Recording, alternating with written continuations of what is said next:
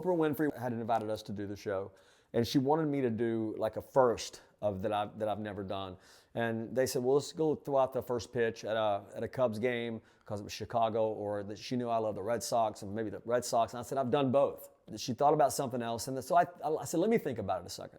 And I said, what about if it's not me, but what my grandmother at the time was 88, I think, when we did this. I said, what about us do something and capture something my grandmother has never done? And she was, I think 88, but late 80s, and had never been on an airplane in her life. So I went to Knoxville and picked up my grandmother, my Aunt Sharon, and my mother, and I flew her to Key West, Florida, just to have lunch at one of my favorite restaurants down there. And to see her, as we were landing in Key West, look out the window and see, she had never seen the ocean with all those different colors.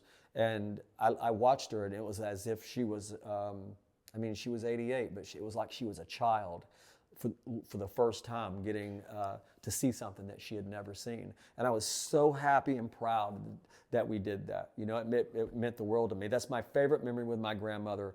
But in this book, you're going to be on that ride with us. You know, and she loved iron skillet cornbread. And, we're nervous about the cornbread. And so she didn't believe that anybody can make cornbread as good as hers. But she loved it, and she loved the key lime pie. She loved everything. And it was one of those moments that I truly treasure as a bonding moment with my grandmother later in her life.